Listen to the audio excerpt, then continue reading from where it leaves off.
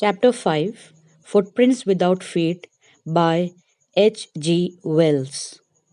About the author.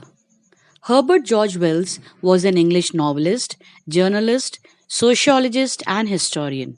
He is often called father of science fiction. He is best remembered for science fiction novels such as The Time Machine, The Invisible Man, The War of the Worlds, and the military science fiction The War in the Air. He wrote many science fictions, fantasy, satire, tragedy, biographies, autobiographies, and textbooks. He also made a number of social and scientific predictions in his writing. He wrote about things like aeroplanes, space travel, the atomic bomb, and even the automatic door before they existed in the real world. This is the story of a scientist who discovers how to make himself invisible. Does he use or misuse his discovery? So let's find out from the chapter Footprints Without Feet by H. G. Wells. Two boys found the muddy footprints on the steps of a house in London. These footprints were made by Griffin, an eccentric scientist who had discovered a way to make the human body invisible. Though he was a brilliant scientist, but he was rather a lawless person. His landlord disliked him and tried to eject him.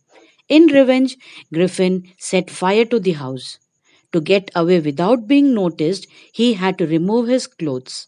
Thus, it was that he became a homeless wanderer without clothes, without money, and quite invisible. He escaped easily from the boys who followed his footprints in London, but his adventures were by no means over. He had chosen a bad time of the year to wander about London without clothes. It was midwinter and the air was bitterly cold, and he could not do without clothes. Instead of walking about the street, he decided to slip into a big London store for warmth. He broke open the boxes and wrappers and fitted himself out with warm clothes. Soon, the shoes, an overcoat, and a wide rimmed hat, he became a fully dressed and visible man.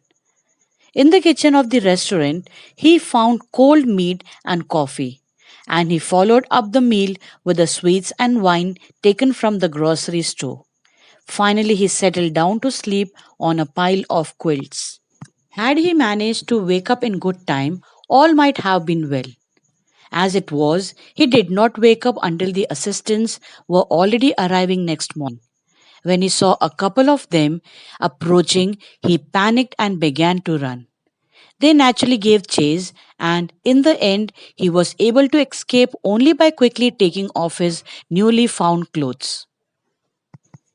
So once again, he found himself invisible but naked in the chill January air. This time he decided to try the stock of a theatrical company in the hope of finding not only clothes but also something that would hide the empty space above his shoulders. Shivering with cold, he hurried towards a lane and reached the theater world. He soon found a suitable shop and made his way invisible upstairs and came out a little later wearing bandages round his forehead, dark glasses, false nose, big mushy side whiskers, and a large hat. To escape without being seen, he attacked the shopkeeper from behind, after which he robbed him of all the money he could find.